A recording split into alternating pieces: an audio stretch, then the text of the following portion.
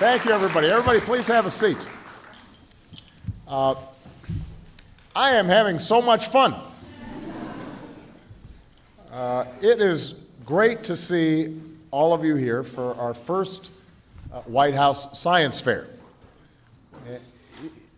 I've been looking forward to doing this for a long time. One of the great joys of being president is getting to meet young people like all of you and some of the folks in the other room who I just had a chance to see some of their exhibits and the work that they were doing.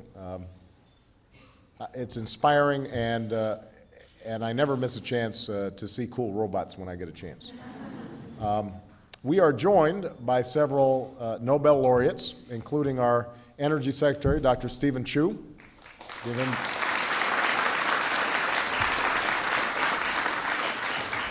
These are obviously the older folks who have helped to expand the frontiers of human knowledge. But we're also joined by a few people who inspire young people to pursue that knowledge. One of them is the one and only science guy, Bill Nye, who's in the house.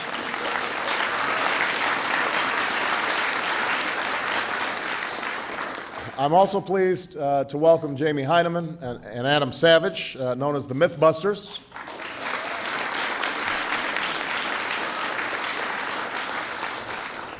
I can announce today that I taped a special guest appearance for their show, although I didn't get to blow anything up. I was a little frustrated with that.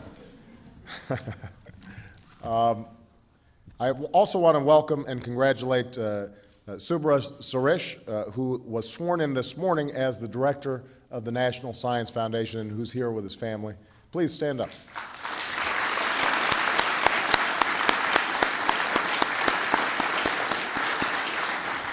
We are very grateful to have Subra taking this new task. He has been at MIT and has been leading one of the top engineering programs in the country, and for him now to be able to apply that to the National Science Foundation is just going to be outstanding. So we're very grateful for your service. But the main reason I'm here is I just want to recognize all the incredibly talented young men and women who've traveled here from every corner of this country to demonstrate their experiments and their inventions. And I just had a chance to meet with some of them, and it's hard to describe just how impressive these young people are. Their work, from cancer therapies to solar-powered cars, water purification systems, robotic wheelchairs, all of it is a testament to the potential that awaits when we inspire young people to take part in the scientific enterprise. Tackling tough problems, testing new hypotheses, to try and then to fail and then to try again until they succeed. And you know, it's hard to single out any of the folks that I saw, who I met with, because everybody was so impressive. But just to give you one example, the last young lady that I talked to, between her freshman and sophomore years in high school, taught herself chemistry, and then decided that she wanted to see if she could create a new drug to deal with cancer cells using light activation, and won the international science competition, and is now being contacted by laboratories across the country to see if this might actually have applications in terms of curing cancer.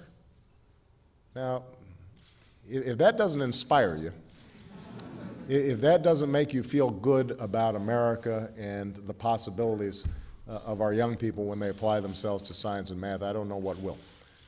And so that's just one example. Now, another example, in Tennessee, there was a team that decided, up in Appalachia, sometimes it's hard to get purified water.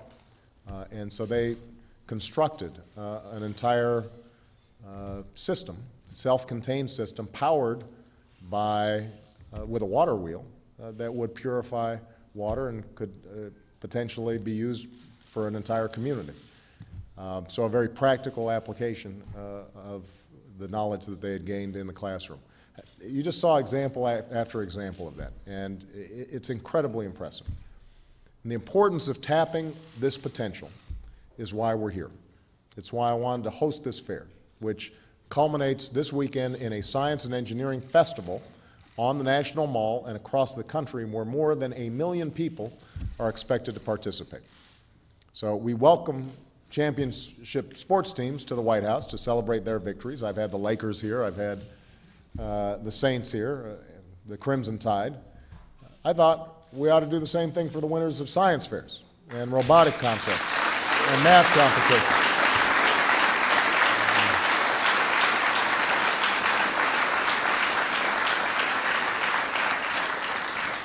Because often we don't give these victories the attention that they deserve. You know, when you win first place at a science fair, nobody's rushing the field or dumping Gatorade over your head. But in many ways, our future depends on what happens in those contests.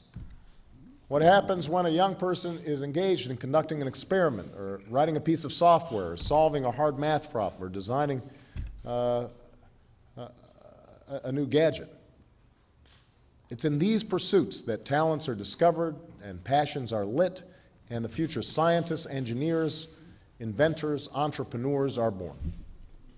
That's what's going to help ensure that we succeed in the next century, that we're leading the world in developing the technologies, businesses, and industries of the future. And this is the reason my administration has put such a focus on math and science education. Because despite the importance of inspiring and educating our children in these fields, in recent years, the fact is we've been outpaced by a lot of our competitors. One assessment shows that American 15-year-olds ranked 21st in science and 25th in math when compared to their peers around the world. Now, obviously, the young people who are here all boosted our averages considerably. But the point is that there are tens of millions of talented young people out there who haven't been similarly inspired.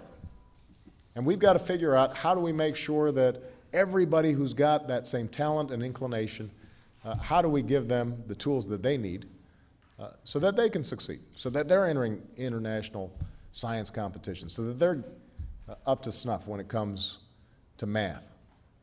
It is unacceptable to me, and I know it's unacceptable to you, for us to be ranked on average as 21st or 25th, not with so much at stake. We don't play for second place here in America. We certainly don't play for 25th. So I've set this goal. We will move from the middle to the top in math and science education over the next decade. We are on our way to meeting this goal.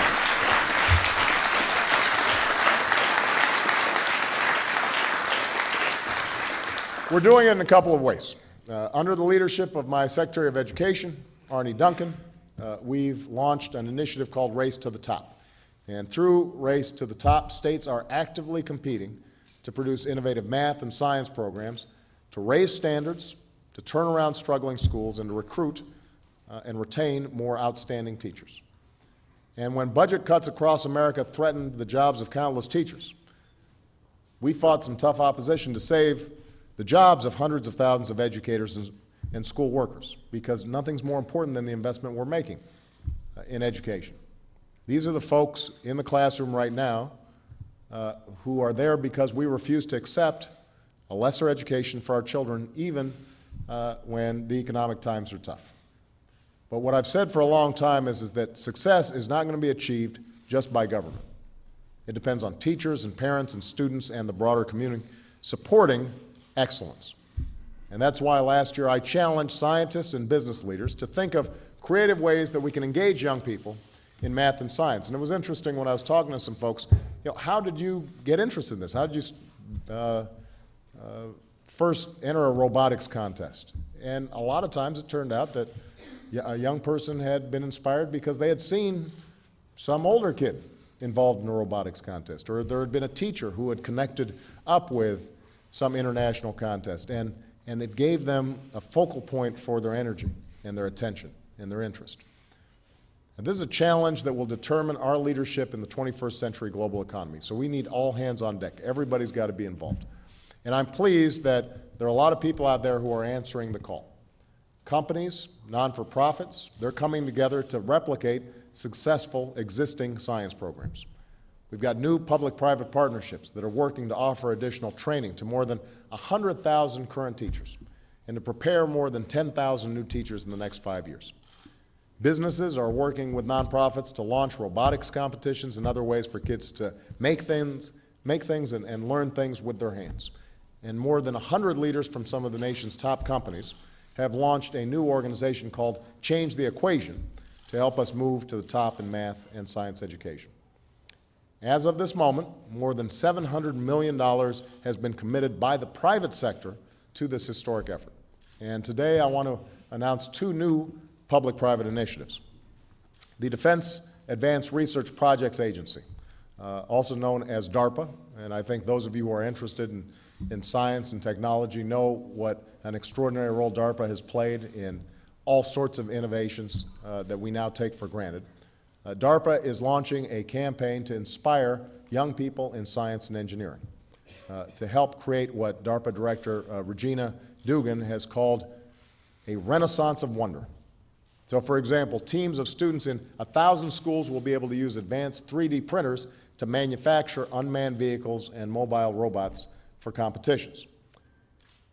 In addition, leading CEOs are going to be part of a new online campaign to show young people the array of jobs that their companies offer scientists and engineers. And they ought to know. This is an interesting statistic, particularly at a time when young people are thinking about their careers. The most common educational background of CEOs in the SP 500 companies, all right? The nation's most successful, most powerful corporations. The most common study of CEOs is not business, it's not finance, it's not economics, it's actually engineering. It's engineering. So I want all the young people out there to think about that. If you know, nothing can prepare you better for success than the education you're receiving in math and science. And this is a difficult time for our country, and it'd be easy to grow cynical and wonder if America's best days are behind us, especially at a time of economic hardship and when so many people, from Wall Street to Washington, seem to have failed to take responsibility for moving this country forward for so long. But when you have a chance to talk to these young people that I had a chance to meet with, these incredibly bright and creative young men and women, it can't help but leave you optimistic about our future. And they remind us that this country was not built on greed, it wasn't built on reckless risks, it wasn't built on short-term thinking, it wasn't built on short-sighted policies. It was forged of stronger stuff by bold men and women who dared to invent something new or improve something old, who took chances, who crafted and built and who tested our assumptions and who believed that in America all things are possible. We can think of Einstein, Edison, Franklin, Tesla, and the founders of Google and Apple and Microsoft. But now we've got some other people to think about, like Michaela Nelson, who's here today. Where's Michaela? Is she here? There she is, right there. Michaela, I had a chance to, Michaela's from Billings, Montana. She works with an entire team. I'm sorry to embarrass you here, Michaela. She's like, oh, God, he called on me. She's representing Will James Middle School. She and her classmates built a solar-powered car that won the design award in the National Science Bowl. She's in 9th grade. She's already trying to earn a pilot's license, and she's working on building an actual plane. She wants to be an engineer. There's no doubt we can expect great things from her. We can think of Diego Vasquez and Antonio Hernandez, representing Cesar Chavez High School in Phoenix. Where are those guys? I met them earlier. There they are right there.